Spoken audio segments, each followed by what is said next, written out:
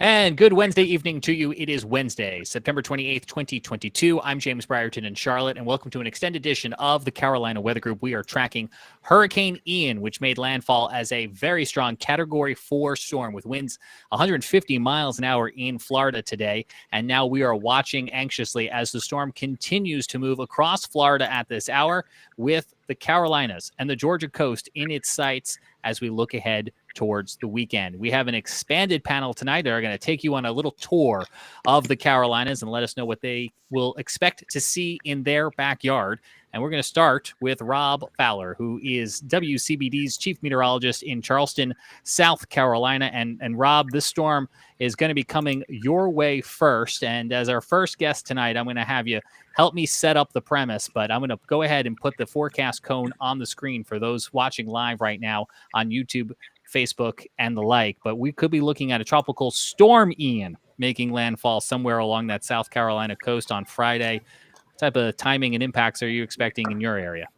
Yeah, hey James, we're certainly interested in what it's going to look like on the other side. Of course, earlier this week we weren't quite sure it was going to make its way back into the Atlantic Ocean, and it looks like that's going to happen. So now we've got to see how strong it is, what it looks like, its structure when it gets into the ocean, and then as it starts to head north, that seems to be where most of the models are kind of trending, and that would put it somewhere between Savannah and Charleston on Friday afternoon, a official landfall. But we know it's a lot more than just a point on a map. We're going to start to see impacts here probably through the day tomorrow in terms of rainfall. We've already seen gusty winds anyway today here in the Charleston area, but they will continue to ramp up through the day tomorrow. And of course, Friday we really feel is going to be our main impact day. That's when we'll see the heaviest rain. That's when we'll see the highest winds.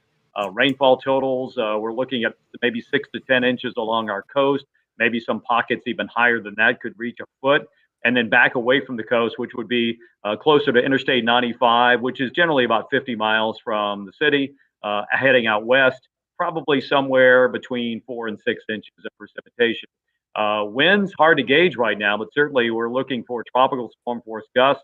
What we're just hoping not to happen is this does strengthen and give us maybe a low grade Category 1 feel to it, if you will. There is a hurricane watch for our area, so that is certainly a possibility. But I think whether it's 70 mile an hour and 75, 65, I think the impacts for us would be the same. We're also dealing with tidal flooding potential, storm surge. We have higher than normal tides because of the recent new moon. So there's a lot of things going on here in Charleston. And if you've been to Charleston, you know we flood a lot, even just on a good afternoon thunderstorm. So when you throw a lot of rain, several inches at least, on top of a tide, on top of onshore wind flow coming in ahead of the storm and around high pressure, it's going to be a messy Friday here. Even our mayor came on during a live news conference and said, we love our tourists, but this is probably not the time that you want to tour our beautiful city. Yeah, certainly. And we've seen a lot of that flooding, even just small sprinkles that can be devastating to the Charleston area. We'll look here at the NAM model, just one of the many computer models, right? And we know that there's not a complete agreement on exactly where this landfall could or could not happen. So this one showing the latest model run here where it thinks the landfall could be closer to Wilmington. And we will talk to Eric about that perspective in just a moment, but showing people maybe what the GFS thinks as the storm maybe makes a landfall closer to Hilton Head. So south of Charleston come late on Friday. Let me ask you this, Rob, because you brought this up and this has been on my mind. As we are looking at the forecast cone, I think a lot of people are thinking kind of the same thing here as, oh, okay, if the circulation can get back out over water, which it seems like it would most likely do, what are the odds that it grows from a tropical storm back to a Category 1?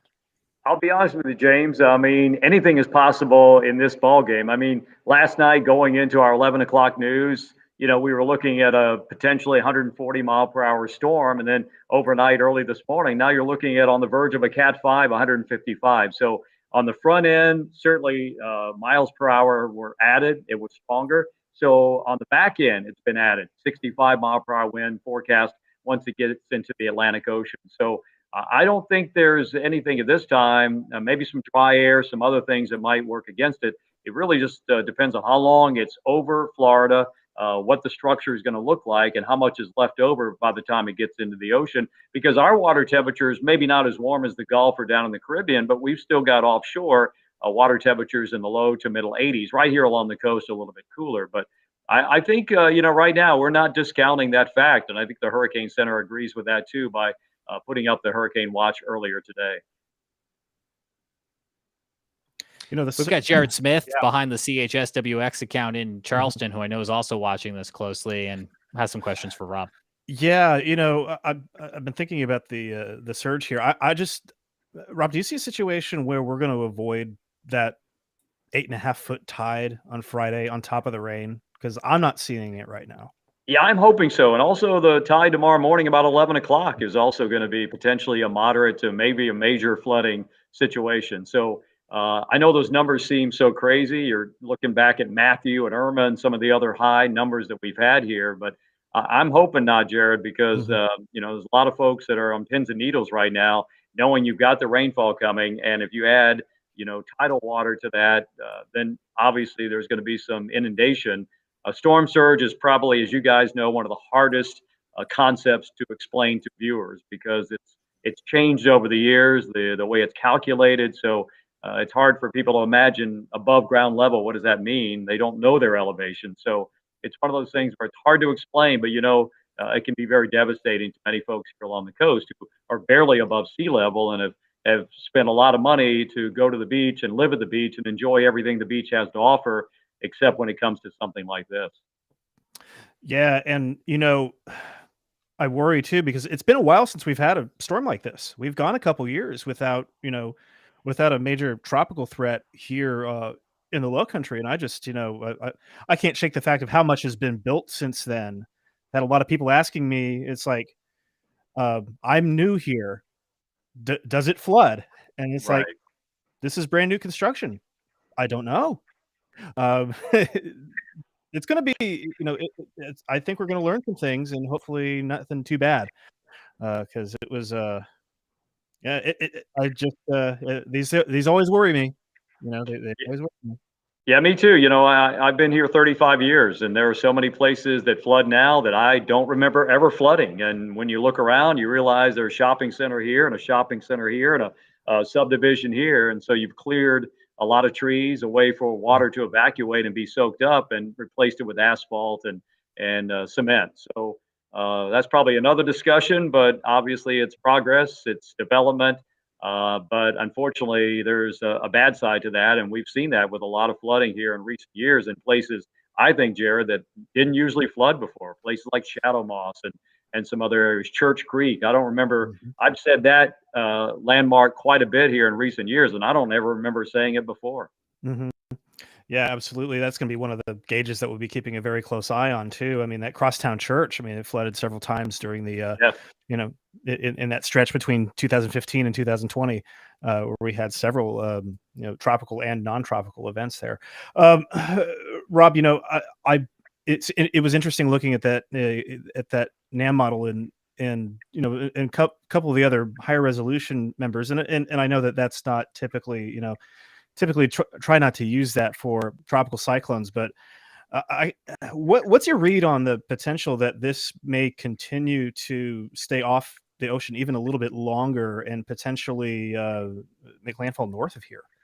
Yeah, I think that's certainly those cards are on the table. I have seen so many storms and that looked like they were heading our way, and all of a sudden, every single update as it got closer, it started jogging a little more north, a little more north, and a little more north. And back in the mid 90s, not to make light of it, but our battle cry here in South Carolina was thank God for North Carolina because they stick out. They were getting a lot of those storms, the Frans and the Berthas, back in the mid 90s that were missing us, but at one time looked like they were going to hit us. So, I think those cards are on the table. I'm not discounting that.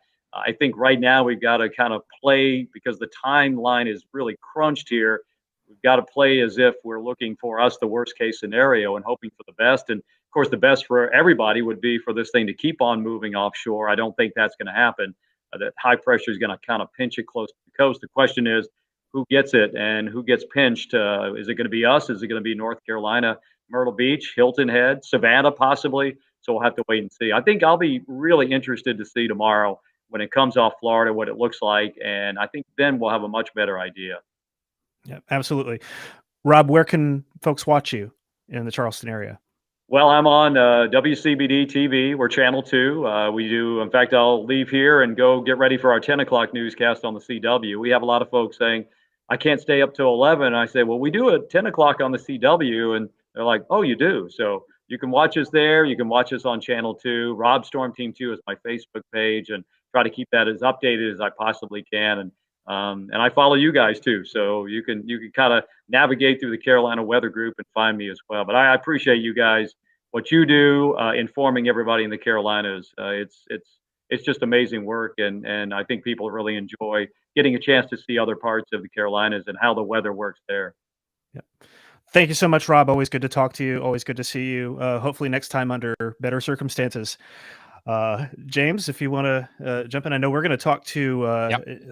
So now we have got Eric Davis. This is Eric Davis, watching from Wilmington. Eric, your station there, WECT. We were just talking to Rob about the possibility, if you buy in on the NAM solution, that this might spend more time over the water and make landfall closer to you guys. I guess I'm curious to know, in your personal forecast, where do you put those odds, and what changes would there be to the impacts one way or the other? Well, you certainly can't write off the possibility. I would probably favor the South Carolina solution. That seems to be more where the Hurricane Center is going. So I tend to believe in them a little bit more. But again, you can't completely write off that scenario. And of course, earlier today, our coastline was put under a tropical storm warning. So basically, from Surf City southward, now tropical storm warning in effect. So there is at least a possibility we could see a little more wind, a little more surge than what we were anticipating. No doubt that is certainly on the table potentially. But I still think the primary impact that we're going to have to worry about here in southeastern North Carolina with this system, especially the track from the Hurricane Center, is probably going to be heavy rain. I think that's going to be a given. We're probably looking on average, most spots, 3-5 inches of rain. Some areas will probably, isolated areas will pick up a little bit more. So I'm most concerned about the flooding aspect with this system. And also being on the east side of the storm, we're going to have to watch out for the possibility, especially if we get a little bit of instability in here. We're going to have to worry about the possibility of those rotating thunderstorms, a tornado threat, something we can't really write off since we're going to most likely be on the east side of this particular storm. I'm wondering from a local perspective, Eric, like we know Charleston is infamous for flooding its downtown. What local knowledge, what are you watching most carefully that in your hometown here could be the problem spot? Obviously, when you're talking about flooding here in Wilmington, News Center Drive is always a potential area. Carolina Beach, another area that tends to be real prone to flooding. So those will be some of probably the first areas I'll be watching just from working here a very long time. And I think flooding is the primary thing. We certainly can't write off some of the other impacts, but I think it's really water and flooding is primarily what I'm going to be watching for with this particular system. Obviously, we'll have to keep our eye. Obviously, this storm has had a history of some surprises. Obviously, as mentioned, it did ramp up. I remember it was 120 mile per hour at 11 o'clock last night, and I get up this morning and holy moly, it's 155 mile per hour right on the edge of Category 5. So again, you certainly can't write off a few curveballs with this one. There's no doubt about that. Going to bring in Scotty Powell, Carolina Weather Group panelist in the foothills of North Carolina. Scotty. Yeah, Eric, you were talking about earlier, last night in the Wilmington area, was watching it, but looked like a track more inland. But now you're kind of on that dirty side, we say. And we know Wilmington down to the Myrtle Beach area is kind of infamous for these tropical tornadoes that sometimes spin up. Looks like with the stalled front, you guys are a little bit more in the warm, moist, unstable area than, say, back into Charlotte, back into Raleigh. Exactly. So that's a concern, and it looks like it could be an overnight concern. So not only do we have tropical tornadoes, but they could be occurring at night. That's what that could be could be concerning. Yeah, one of our in-house models actually showed even the potential of a little bit of that warmer air getting in even in the afternoon hours. I think the window may open up in the afternoon potentially, even for a few rotating thunderstorms, and as you said, likely continuing to the evening hours. On the plus side, one thing we tend to do here at WECT and the First Alert Weather Team is we try to highlight first alert action days. That kind of allows our viewers to really get a sense of where the worst the weather is. Right now, we've highlighted both Friday and Saturday as first alert action days. I have to say we're kind of going to have to revisit maybe Saturday tomorrow, because maybe some of the worst of the impacts are probably going to be winding down as we head into Saturday morning, especially if we see that track more into South Carolina, which is what the Hurricane Center is thinking. But no doubt about it, Friday, absolutely first alert action day. We've got high rain chances, lots of precipitation, and of course that tornado risk, as you said, because we are on that east side most likely. Yeah, you mentioned Saturday. Saturday, latest models kind of showing that things could kind of clear up down your way. So looks like Friday definitely could be that one day to watch. But as if anybody has any plans to be into the Wilmington area, Saturday and Sunday, it may not be as bad as once thought. True, but of course, obviously, the ocean is not going to be your friend. Obviously, I think we're going to have to encourage people, again, stay out of the ocean. Rip current risk is likely to continue to be elevated. There is going to be some high storm, and we may see, depending on the track, it's not impossible to have a little bit of storm surge. I don't think it's going to be as much of a problem, most likely, compared to South Carolina, unless it takes that, as you said, that unlikely track to the north. But right now, Hurricane Center is not buying it. I mean, again, we're going to keep that in the back of our mind, but we don't think that is the most likely scenario at this point. Sounds good. Well, Eric, how can folks follow you in the Wilmington area, social media and on TV? Yeah, of course, I've got my Twitter account, Eric Davis, WECT. You can also follow me, Facebook meteorologist Eric Davis. You can also follow our other meteorologists. We've got Chief Meteorologist Gannon Medwick. Follow him on Twitter. We've got Gabe Ross and, of course, Claire Fry. I encourage you to follow all of us.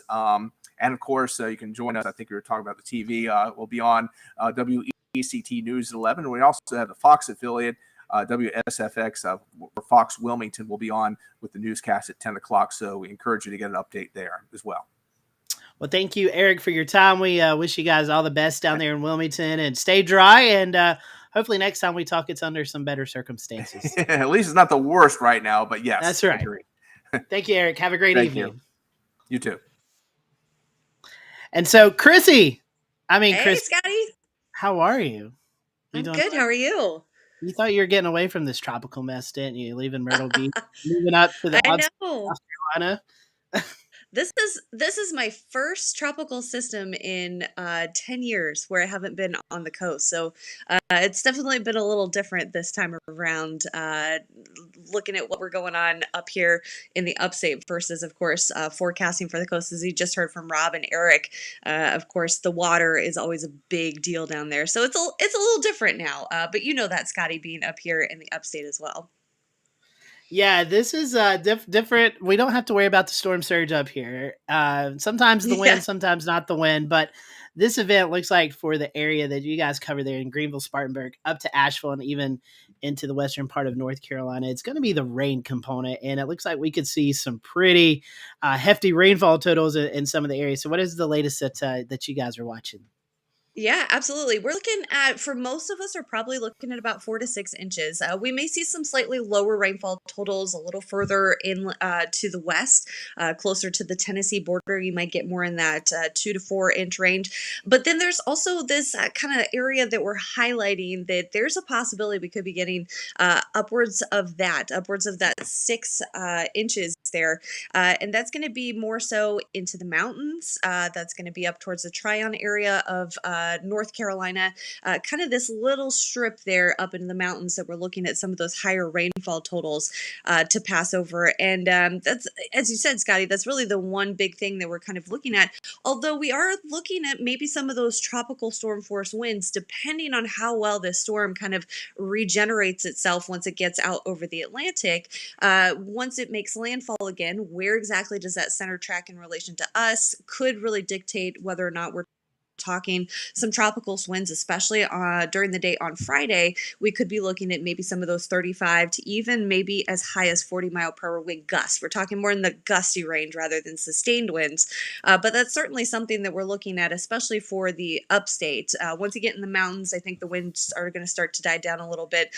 But as you said, yeah, it looks like the rain is going to be our biggest issue up in the mountains. And, we talk about last year being so quiet for the Carolinas, where we didn't have have a single landfalling hurricane or tropical system in South Carolina. Of course, Scotty, you and I saw each other at Ed's big pizza party. Ed Yeah. Piotrowski threw that big pizza party. But what we kind of have to remember is that like these inland impacts can play a big role, because here it was the mountains of North Carolina that were impacted by Tropical Storm Fred last year. And we actually had several deaths reported in the mountains of North Carolina because of the flooding tropical system. So a lot of times we look at this and we say, oh, it's just rain for the inland areas. But when you get a significant amount of rain, that certainly does play a role in our concern level in terms of those impacts there. I will say we have been very dry.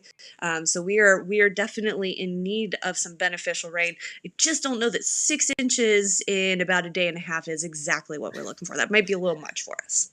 It seems like, and I know we're going to have Brad Panovich on here in a minute, and he could probably relate to this. It seems like when the Carolinas kind of get in that drought, it takes a tropical system to get us out. And it just seems like year after year, that's how we get out of these droughts, is we get these big tropical systems moving in. One other thing, Chrissy, that I think you all will be watching is the concern for landslides, and especially in the mountainous areas. Those are possible as well. So I'm sure you guys are keeping your eye on that, and your head to the ground, and listening for those reports coming out, especially out of your mountain counties. Yeah, absolutely. And, we don't really have to go too far back, actually, to see when we're talking about this 4 to 6 inch range for some of these mountain areas.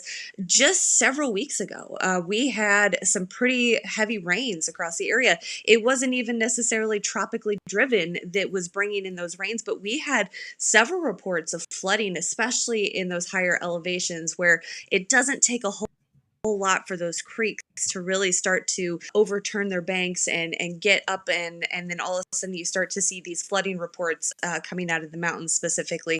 And that was just about 3 weeks ago that we had some of that going, 3-4 weeks ago that we had some of that flooding that was non-tropical related. So we're talking very similar rainfall totals in some of these areas for this weekend. Specifically, I think the Friday is going to be our high impact day, and into Saturday morning. Of course, I know all the Clemson fans are watching very carefully. Saturday morning, college game day is supposed to be here in Clemson. So we'll see if it gets kind of pulled off. But I do think that Friday into Saturday morning is probably going to be our high impact time. Heavy rains across the area. It's good that you mentioned that. We have our little internal chat here, and Jared was wanting to make sure we mentioned the Clemson NC State game. It's a primetime game. Like you said, ESPN Game Day going to be there. What does it look like for the actual game? Do you think it looks like maybe we could kind of get some at least the heavier rain out of here by kickoff? Yeah, absolutely. I totally agree with that, Scotty. I think that by the time we get into the afternoon, this is going to be a little more hit and miss with the rain. The big question will be, is damage is done before we get there? How wet is that field? But yeah, I think by the time we get into the afternoon, at least the rain will have started to lighten up. The heaviest of it will be behind us. The winds will be dying down. So I think that come game time, we're in a much better position. It'll just be a big question of what did the rain that we've already gotten kind of done to the field, unfortunately, for those football players, and of course for the tailgaters out there excited to be out there on Saturday morning. Not going to be the nicest of days for sure. And forgive me if I'm wrong, but I believe you're a Carolina fan, right? South Carolina. I am a Carolina fan, but I'm doing my best to not show my bias. So I'm assuming that you're pulling for Ed Piotrowski's NC State Wolfpack then Saturday night. Yes, Ed and I are definitely on the same page this week. All right. Well, Chrissy, thank you so much for joining us. And how can we follow you on social media and on TV? Yeah, well, obviously I'm at home, unlike the gentleman before me. They're at work tonight, but I'm on my day off because I work weekends. So I'm at Fox Carolina, up here, as you said, in the Western Carolinas, part of Northeast Georgia as well. We cover, and I work specifically Saturday and Sunday nights, and then I'm kind of in flux during the rest of the week. Most of the time I'm there Monday, Tuesday, and Friday, helping out my chief Kendra, getting you the weather in the evenings. On social media, Chrissy Kohler on Twitter, on Facebook. I'm in both places. You can hit me up anytime, any place. All right, my friend. Thank you so much for joining us, and best of luck down there. Stay dry, and we'll be in talk. We'll talk soon. You guys too. Stay safe, everyone. All right. Thank you, Chrissy. James, back to you. Thank you very much. We will have a live interview coming up from the eye of Ian as it makes its way across Florida, coming up in a few moments with our own Dan Whitaker.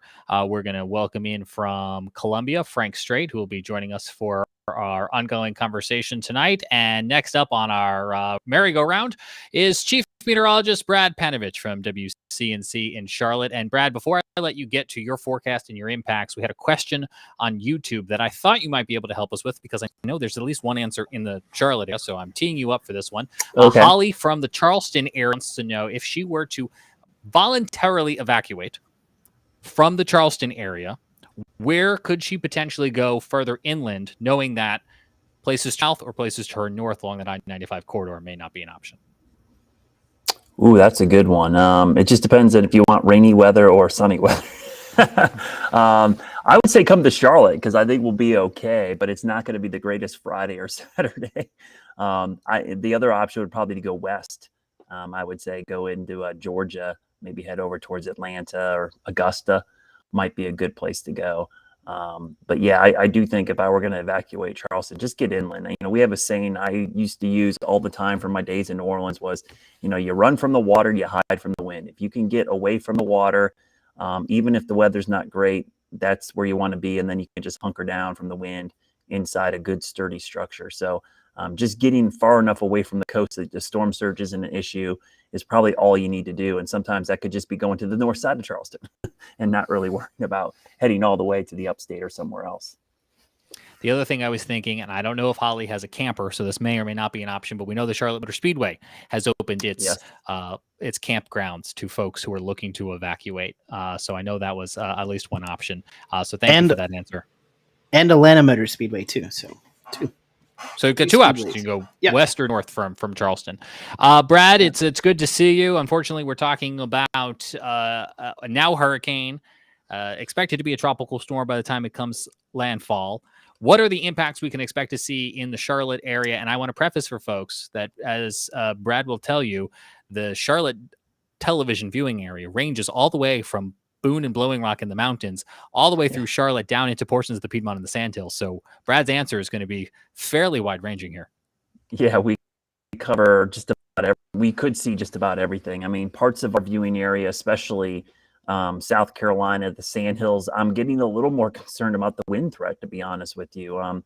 You know, if you were to ask me 24, 36 hours ago, I said rain is our biggest issue. But as I just heard you guys discuss, the kind of faster movement of this system and maybe the dry slot getting us on Saturday might really cut down on our totals. And that faster movement actually means that probably the stronger winds could come in much farther inland. So I do think the areas south and east of 85 wind could be a big issue, coupled with the rain. And then in the mountains and foothills, that's always the one tough spot, because it doesn't take a ton of water or rain there to cause flash flooding and landslides, just because of the topography. It only takes a couple hours of a good band to set up there and to cause some serious issues. So from the mountains, it's really going to be a flash flood landslide kind of threat. And then as you go down to the Piedmont, it becomes more of a wind and rain threat as we go into Friday and early Saturday. Though I do think late Saturday, things are going to improve rather dramatically. That dry slot looks like it's really going to take hold and maybe get us back to more just isolated showers or drizzle for late Saturday into Sunday.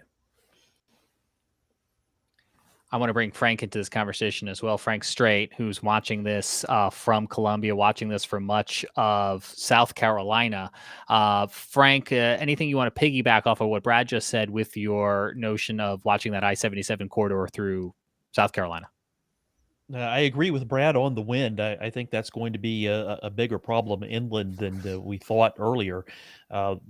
The Weather Service in Columbia and actually a lot of South Carolina now has issued inland tropical storm warnings.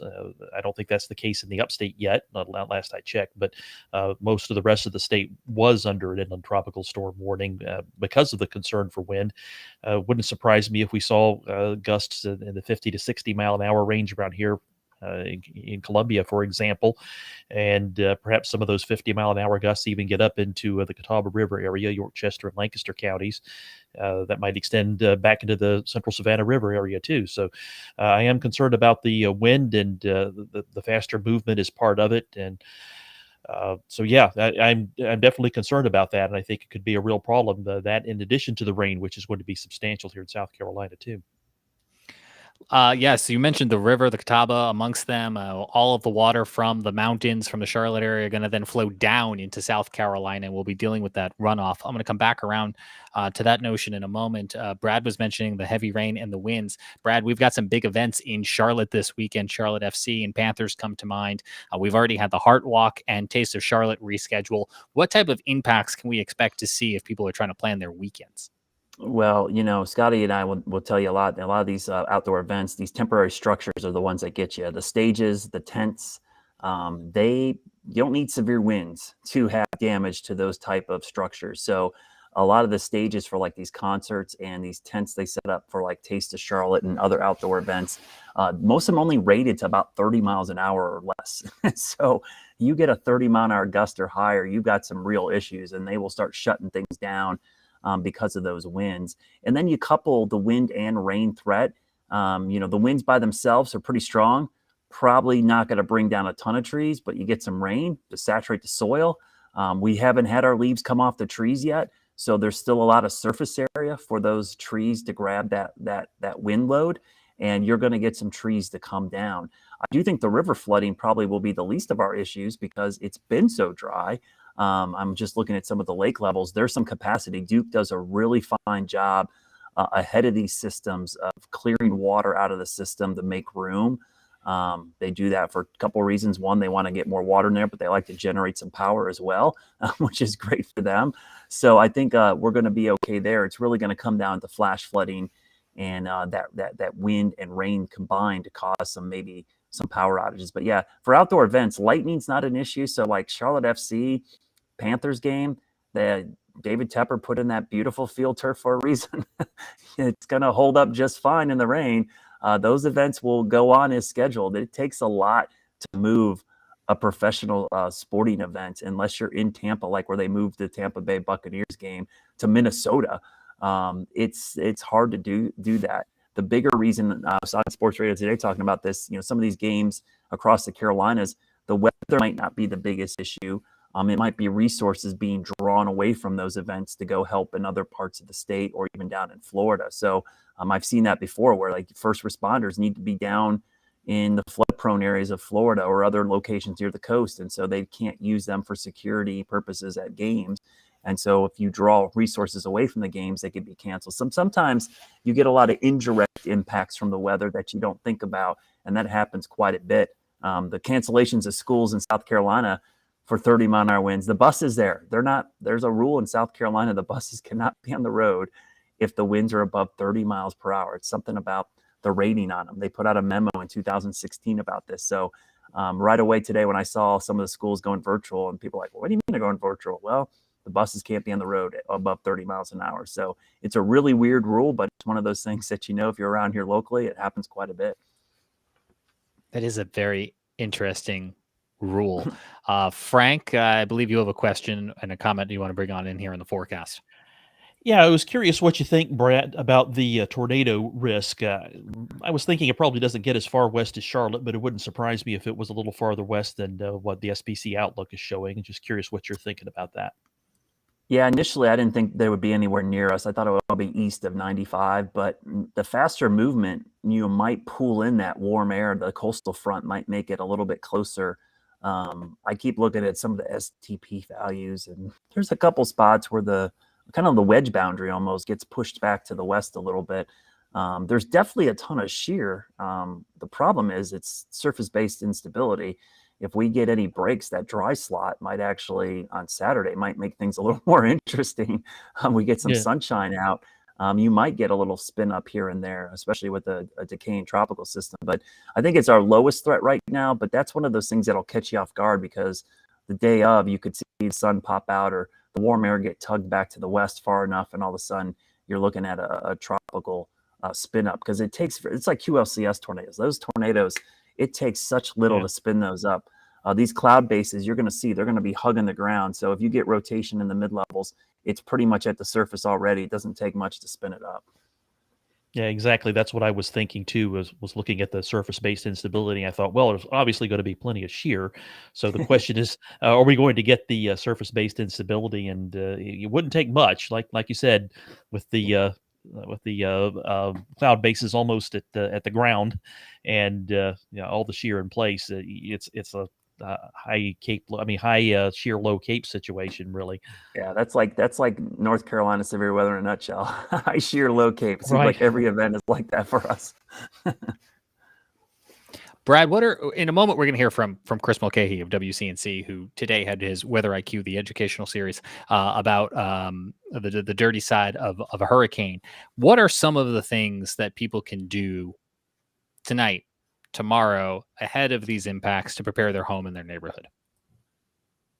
That's a great question. I think the first thing I would do is start taking down the flags in your yard or out in your front porch. Get all the furniture. If you got a hammock or a swing, if you have one of those, kids got the trampolines, you got to anchor all that stuff. That stuff's going to become airborne, because what happens is, the damage isn't often done by the wind. It's what the wind picks up and throws at your house or your car that ends up causing Right. the damage. So you get something picked up, and all of a sudden a lawn chair gets thrown into your sliding glass door and it breaks the sliding glass door. So those type of things, secure those tonight and make sure everything is not going to be flying debris into your property or someone else's property. The other thing, thank goodness we don't have a lot of leaves off the trees right now. That's bad for the wind, but it's good for the rain. I would normally say clean out your storm drains so they're not clogged up, because you may not live in a floodplain, but I guarantee you have a storm drain near your house, and all it takes is for one of those to get clogged up and you could have a huge flood issue on your property. So clean out those downspouts, make sure they're all clear, make sure water can get away from your foundation, and just be ready for some wind and rain that's going to blow stuff around. So if you got parts of your house that might not be covered but can get wet because of wind blown rain, you got to make sure that those are all sealed up as well. So make sure you don't get water into your house. Those are the main things I would do probably tonight and tomorrow, before the rain gets in here, because the wind will come first and then the rain will follow. Brad, I have Ask one you- question. I have one question, not directly to the Carolinas, but I know you've been talking about it on social media. It's very early in Hurricane Ian, but it looks like storm surge was a major problem in Southwest Florida. Can you kind of go into, I know you did it on social media, but for those who are watching and listening tonight, why was the storm surge so bad down in Southwest Florida with this event? Well, two things. One is the angle of approach. That part of Florida, if you get a southwest to northeast moving storm, it's like the perfect setup to drive water into all those bays, especially around Naples and the Fort Myers area. And then you had a rapidly intensifying hurricane at landfall, which is just like the worst combination. What was interesting was the storm was loosely organized farther out, but I think what people often forget is a weak storm from a wind standpoint isn't necessarily going to deter storm surge, because if you have a broad circulation, it can drive a lot of water towards the coast. And if it continues to intensify, that water just builds and builds and builds. And then on top of all this, we had heavy rain ahead of the system. You remember that if you look at the satellite radar loop, there's this big jet of clouds and rain that extended to the northeast along the old front. Well, that rain fell over Florida even the day before and yesterday and today, and that water falls over the main parts of Florida, and that water wants to flow back out into the Gulf of Mexico downriver. Well, the problem is it's running into this surge of water from the wind coming upriver, and the water has nowhere to go. It just starts spilling over all these canals, bayous, and goes everywhere.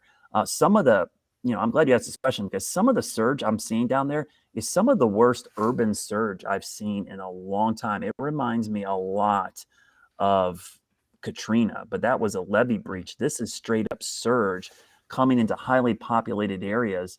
And I think a lot of folks were caught off guard. They just didn't realize the water could ever get that high. And my concern for that area is that's and you probably all know friends or family, that's a big retirement area in Southwest Florida. There's a lot of older people living down there that just aren't able to deal with some of this weather. So I really get concerned when I see that amount of water in a populated area with a very at-risk population. So I think as the day goes on tomorrow, we're going to hear a lot of stories and we're going to get pictures and videos that are probably going to blow people's minds because the cell service is down, power is down, and a lot of this information just isn't getting out tonight. But just looking at what I've seen so far, it looks pretty bad down there. I will second the cell phone service being down. I teased a few moments ago we were going to have a phone call from Dan Whitaker. None of his calls are going through right now. We were going to try to do a plain old phone call, and we can't even get that to go on through. He's still trying. We'll see if we can get him in some point this hour. Text message is the best thing to do in this stage because, the text message, for anyone who doesn't understand how your cell phone works, the ping that your phone does to find a tower is basically the amount of information a text message contains. So if you can ping a tower, you don't necessarily have to have a full signal. You can send a text message. During Katrina, that was one of the things I remember. You could not receive or make a phone call, but you could always send text messages because you could still ping those towers. And even though the towers might be down or the power's out, they've got about a 36 to 48 hour battery backup. And even laying flat on the ground, we were able to use cell phone towers until those batteries went out. Let me ask you this, Brad, because I know the answer will be watch TV as long as you can or stream on your phone as long as you can. But if you're in a situation where you don't have power or you have very limited internet, how can you still get reliable weather information? First of all, don't get on social media. I know it's hard. You're looking for information. It's just eating up your battery on your phone. Put it in low power mode. But one of the things, and I tweeted this today, and I was surprised at my people to know, at least in every iPhone, and I know pretty much every Android device, there is a barometer in your phone. And you're probably saying, why is there a barometer in your phone? Well, the barometer in your phone helps you figure out the location of your phone in comparison to sea level. That's a really important feature for locating your phone for GPS and for compass and for navigation. But it's a great tool in weather. You can download apps that will let you access not the weather from a local station or the internet, from the actual barometer inside your phone. You don't need cell service to do this. You can access the barometer in your phone. And one thing you can learn, even if you have no information, you can't access the outside world, but you got your phone and some battery life. If the barometer's going up, the storm is moving away from you. If the barometer's going down, it's moving towards you. So it does give you some limited information that you can actually use when you don't have any cell service. And it's a really great feature on most people's phones that they don't even know they have access to. You just got to find an app. And I use a free app. It's just called Barometer. I know it's really great marketing, but it just lets you see the barometer from your phone. And it's a really cool thing you can do in a pinch when you don't have cell service and you have limited power. In a moment, we're going to get to that explainer from Chris Mulcahy. But let me ask you this, Brad, as I was just kind of looking at the satellite picture, looking at where Ian is at this hour. Artemis, you think they made the right call? Oh, man. I can't believe they were debating not making that call. Right? The NASA guy kind of bad-mouthing forecasters like that. Oh, you don't know what's going to happen. Like this is the thing we haven't talked about, and I'm sure you guys will. This was a extremely well forecasted storm. I went back today and looked at advisory number 1. If you get a chance, look at the first advisory for TD9, and the 5-day point on the map where it had landfall as a major hurricane was literally where it made landfall today on advisory number 24. So it is stunning. I think we get caught up the information age. We kind of him and Hall about these subtle little shifts along the track, but the long range forecast and all along the way was spot on. Even the rapid intensification was forecasted when this was south of Cuba. They were forecasting rapid intensification, and it came to be. So really well forecasted storm. And the fact that the NASA waited so long for that very expensive rocket to move, by the way, was probably something they should have done a while ago. I think they did. I think it was like a firework that they wanted to set off so bad that they didn't want to pull it back into the garage. But this was a good call by NASA. Jared has found that. Look at that. Yeah, I was actually looking at some of these today, just for comparison's sake, and I had the page up, and yeah, I mean that's. I mean. Yeah, the goal is to keep it in the cone. They literally had the point on the map, which is amazing. And that's really for the people watching. The goal in this is people will say, oh, it's shifting left or right. Remember, it's the cone. Anywhere in or on the edge of the cone, if it's still in there with the next track, that's really not a big change. That's actually what's supposed to happen. You're supposed to keep it in the cone. The way I always look at this is like, I love playing golf, and you want to keep it in the fairway. And so the goal is not to try to get a hole in one on a par 5, but keep the forecast in the fairway in the long range. And they didn't even do that. They almost got a hole in one on a par 5. I mean, it's amazing. Here's the first one. That's Tropical Depression 9. Here's today's latest, right? So it's like right there. It's crazy. Yeah, that's the one and then thing. There's what came in between. Well, that's the problem, right? Yeah, I think about, the 1900 hurricane in Galveston. I always talk to people about this, like how good forecasting is. In 1900, I know it's a long time ago, but there were literally folks on the beach having a good time with a Category 4 hurricane offshore and had no idea it was there. And now in 2022, we're forecasting the exact point on the map that a major hurricane is, a week ahead of time. It's like unbelievable, the skill that we have as forecasters now. And it's taken for granted way too much. And you know what's crazy is that this is not the first time they have done something like this either. Yeah. I want to say that they had Florence pegged within like 2 kilometers. Yeah. I mean, incredible. And think about it. In the future, we're going to go from a 5-day cone to a 7-day cone. And people will go, why do we go 7 days in the future? Because the 5-day cone is so much better than the 3-day cone. Guess what's going to happen in a couple of years? Our 7-day cone is going to be as good as the 5. So this is just the progress that we're making. And it is really stunning. And the thing that it makes hurricane forecasting so amazing to me is you're dealing with a lot less data points. Without the hurricane hunters and with a storm over an ocean, you don't have constant Doppler radar and upper air data and surface data because it's over open ocean. So the fact that we're able to forecast these so well over open ocean is pretty amazing to me. We will let folks know who are watching live with us on this Wednesday night. We're going to take some of your questions. So if you've been putting the questions into the comment box on Facebook or YouTube during the course of the hour, or have been waiting to, now is the time. Go ahead and do that. We're going to get to some of your questions in just a moment. Brad, before we forget, how can people watch you and get your updates in the Charlotte area this week? Okay, so any social media on everything, including TikTok, WX Brad, Weather Brad is where you can find me. Our YouTube channel is great, Weather IQ. I'm doing a vlog twice a day, in the morning and in the evening, on the setup and kind of the forecast discussion. And obviously, if you're in the Charlotte area, you can watch me on air on WCNC. But remember, you can download our app or watch me online as well. You don't have to live in our viewing area anymore to watch. You can watch anywhere. So between social media, apps, the website, and our streaming services, there really is any way that you feel comfortable watching or getting information, we have the ability to give it to you. And I post a ton of content online. So if you go to my Twitter feed or my Facebook page, you'll find plenty of it there. But I've been doing a lot of TikToks with this storm, and they've been very successful because I think that there's an audience out there they get a lot of their information on TikTok, and it's been pretty amazing to see some of the interactions I've had on there for people in Florida that don't have information, and I'm able to post there and get some stuff across. So we're trying everything. The goal in these events is, why do we post on all these different platforms? Because you're trying to get the information to as many people as possible in these big severe weather, high impact events like this. Absolutely. Appreciate that, Brad. You're welcome to stick around. We'll answer some of those live comments here in a moment. You mentioned Weather IQ. Chris Mulcahy had his Weather IQ today on that dirty side of the store. Yes.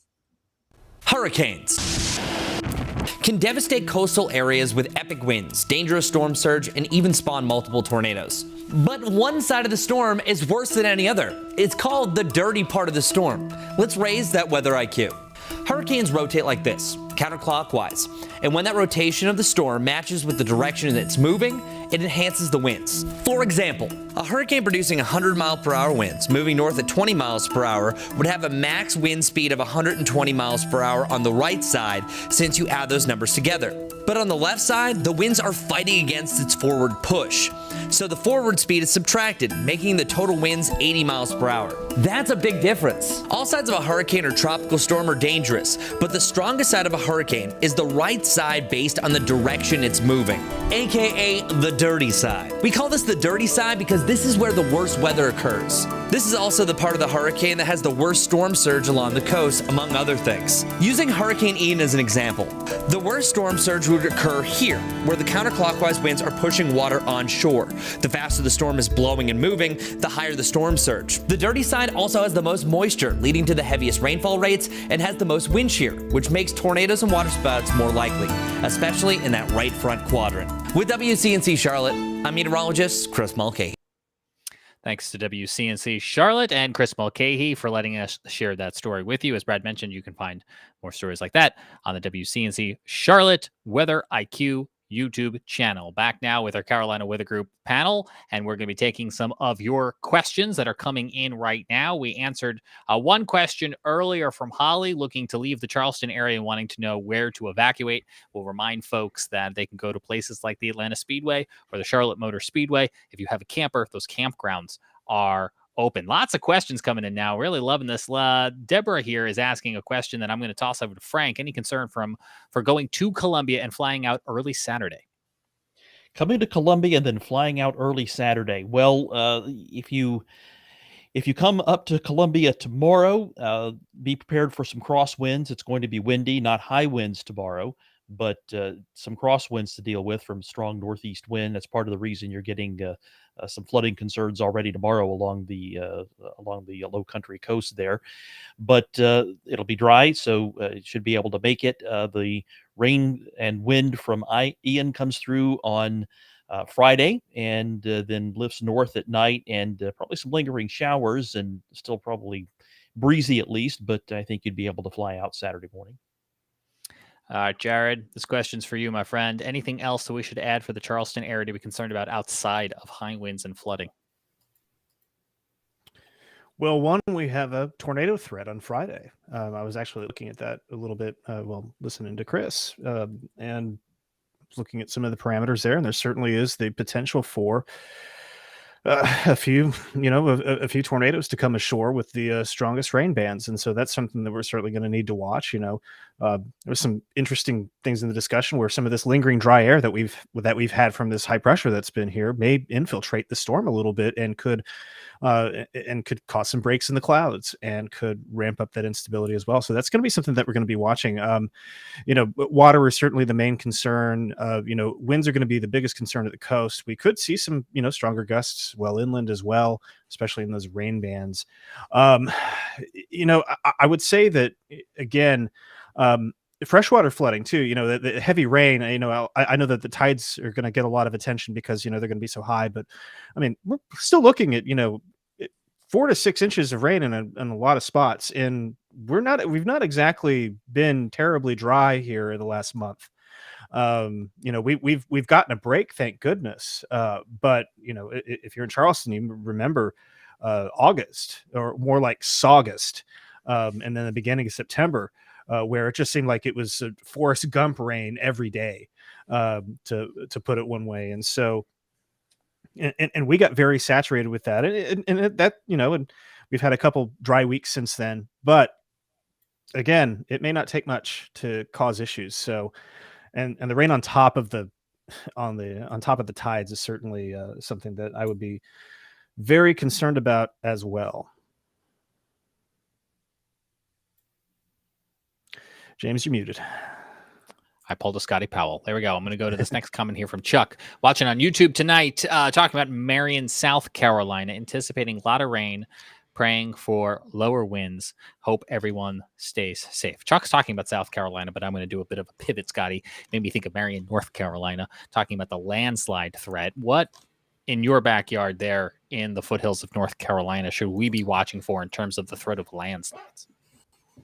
That's a great question, James. And I want to go back to, we had a very dry June. And then in the months of July and August, we had around 22 inches of rain. September has been dry over the last few weeks. So we're kind of in that dry time, but I'm still concerned about the flooding issues. Because the ground's still a little bit wet. You can kind of still tell there's a little bit of moisture in there. So with the flood threat, I think that is highly one of the top category to watch here in the foothills. Just looking at some of the data coming in, If you live anywhere along the escarpment of the Blue Ridge, and that's like up into Buncombe County, McDowell County, where Marion's at, Burke County, Caldwell County, up into Wilkes County, up into Allegheny County, kind of where the Blue Ridge Mountains kind of meet with the peaks. That's where we're going to see a lot of lift or graphic lift. So those winds that are coming in kind of get squeezed up against those mountains, and it kind of brings all the available moisture out. And so we could see some higher rainfall totals there. This could definitely, those areas could definitely see anywhere between 6 to 8 inches of rain. In fact, I saw the latest output from the National Weather Service in Greenville-Spartanburg, and they actually highlighted that area being 6 to 8 inches of rain. And then if you get into the Hickory area down towards Statesville, Charlotte, you could see anywhere between 2 to 4 inches of rain, maybe a little bit more than that. So that is definitely the main concern. So with the landslide threat, we have seen some drier conditions. So if we see a lot of heavy rain that is just over one certain area, I think that we could see some of those loosened soils really kind of give way and cause some landslides. And we are notorious for that. If you remember back to the Fred storm last year, we saw a lot of that close to the Asheville area and then up into the Blue Ridge Mountains. So again, landslide threat is a concern. So if you are traveling Friday night, where we're expecting a lot of heavy rain and it being nighttime, if you are traveling, probably best idea to stay put inside, because you don't want to be out on a mountainous road and the side of the mountain just decide to give way. So Friday night is really that concern where we see the heavy rain, the gusty winds, and the landslide threat at its highest. So I've been telling my folks here, hey, if you don't have to do anything Friday night, first part of Saturday, it's a great night to maybe put some soup on and a good movie and or read a book or something like that, and just kind of hunker down until Saturday afternoon when we get that dry slot in. The heaviest of the rain should start to push out of the area. Still see some rain, but not that heavy rain, and you could go about your activity, especially on Sunday forward. So it's kind of that Friday night is really the heightened Friday night into the first half of Saturday. It's really that heightened alert. And then once we get into Saturday afternoon into Sunday, things should start to generally slowly move out of the area. So the landslide threat is real, and so is the flood threat. So that's something we'll have to watch over the next few days. All right, appreciate that question. Here's a Charlotte question that we can toss around to the group from Julie watching on Facebook. My husband and I are flying back to Charlotte on Sunday afternoon. Do you think there would be any turbulence or cancellation of the flight? I'll take a stab at this one. I think that by Sunday, things will be looking much better than on Friday and Saturday, especially since that time frame seems to be shifting a little bit earlier on Friday for the height of things through the overnight into Saturday. I think there could definitely still be 15-mile-per-hour winds, could be gusts, could be some delays. It's hard to predict what the airlines might do in terms of their staffing or their aircraft. Hopefully by Sunday, they're getting themselves back on course, but they obviously have a lot of flights to try to make up in lots of parts of the country. So I think it's a non-zero chance that there could be some cancellations or delays, even if the weather conditions would have allowed a flight, if they're trying to make up other things in their infrastructure. So good question on that. I'm going to try here to get in Frank Strait, who I think connection is back with us. Frank, this question here is going to be for you. It was intended for Brad, but Brad has hopped off to go prepare for his 11 o'clock news. But Brad was talking about the National Hurricane Center nailing the landfall week out, forecasting getting better. However, as Dave is asking here, he seems to think the strength of forecast, the intensity of the forecast, still is lagging behind the location information that's contained in those forecasts. Frank, what are your thoughts on that? I think you're muted, Frank. There we go. Now I pulled a Scotty Powell. Jared, now it's your turn next. Anyway, yes, you're exactly right. Your perception is correct that the Hurricane Center intensity forecasts are not quite as good as the location and track forecast, and they'll be the first to admit that too. They realize that, and it's something they've put a lot of effort into recently. Now, I will say that over the last couple or 3 years, I think that their intensity forecast has gotten a lot better. They certainly have gotten better with forecasting rapid intensification compared to a few years ago. And that may just be because they've had a lot of practice, because the last couple of years have been really busy. We've had a lot of rapid intensification situations, but I think the modeling of that has gotten better too. So I think we're getting there with the intensity forecasts, but we're not quite there yet. Good perspective. I appreciate that, Frank. We have one more question tonight before we wrap things up on this special live edition of the Carolina Weather Group. It comes in from Megan, and she asks, will the storm have time or the right conditions to rebuild over the ocean before making landfall in South Carolina? This question is going to go to Jared. And of course, Jared, she's referencing that the cone of uncertainty, the forecast from the National Hurricane Center, has Ian reemerging off the east coast of Florida, likely anticipated to be tropical storm strength, but depending on how much time it spends over those Atlantic Ocean waters before making a Georgia or South Carolina landfall, could it re-strengthen, in your opinion, Jared? Can't rule it out. Won't rule it out. Again, it's not, as long as it doesn't get over the Gulf Stream, I think we're, reasonably okay.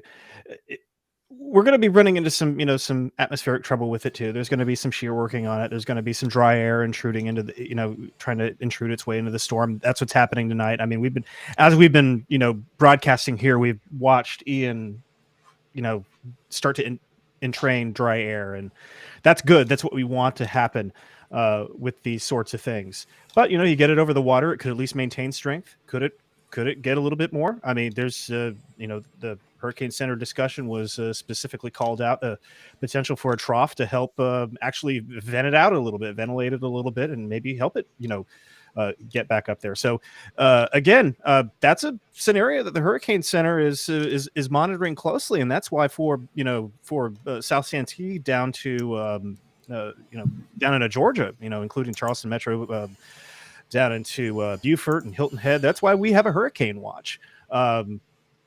It's not out of the realm of possibility that this could do that. Ian has not, as most, tropical systems are, we've got the track part really down well, but as we were just talking about, the intensity part, that can still be a little bit tricky. And so that's why we want folks to be, ready for a hurricane, even though it looks like there is a tropical storm there. So certainly something to watch. I'll definitely be watching that with great interest over the next 24 hours. Couple orders of business before we get out of here. As Jared just mentioned, the forecast from the National Hurricane Center does have that tropical storm warning all along the coast, with a tropical storm watch extending inland to Columbia and to Charlotte, and that hurricane watch along the coast for that possibility of what exactly we were just talking about there, where maybe we do get some hurricane force winds or conditions as Ian reapproaches shore on Friday for that possible landfall. I do want to let folks know, if you are listening to this audio podcast, if you are watching it on YouTube later, or you're watching it carouseling, looping on our Carolina Weather Net at a later time other than this live edition right now, Wednesday night at 10:14 p.m., you are looking at the screen at conditions, forecast, and warnings as they stood Wednesday at 8 p.m. from the National Hurricane Center and the National Weather Service.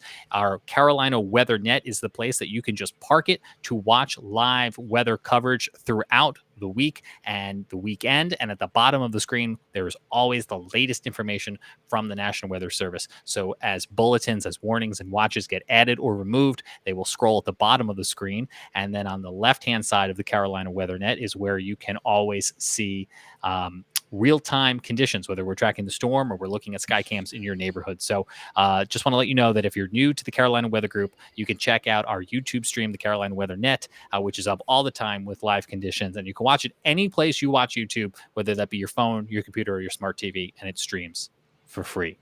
You can also subscribe to our audio podcast feed, which is carrying not only our forecast updates, but also the briefings from emergency officials. So if you get into a situation where you have limited access to power or limited access to internet, you can listen to the audio of the forecast or the emergency briefings as you might need. And of course, our Twitter feed at Carolina WX Group on Twitter will carry real-time warnings from the National Weather Service for tornado warnings, severe thunderstorm warnings, and flash flood warnings. So if you're looking for those to be fed to your phone, that is a way to do it. Want to give a special appreciation to our Carolina Weather Group panel with me here tonight, Jared Smith in Charleston, Scotty Powell in the foothills of North Carolina, and Frank Strait in Columbia. And a special thanks to all of our TV friends who joined us, Brad Penovich, Eric Davis, Chrissy Kohler, and Rob Fowler. Be sure to follow and watch them in your local markets as well. Stay safe, everybody. Again, take the time now to prepare your homes. Maybe the precautions won't be needed, and then you'll have all those extra storm supplies for whatever comes next. And if you take the time now to prepare with food, water, batteries, medicine, pets, all that stuff, and you do need it, you'll be happy that you got a jump start on it earlier rather than later. On behalf of everybody, I'm James Brierton. Stay subscribed. We'll be back with continuing coverage of Ian throughout the week and weekend right here from the Carolina Weather Group.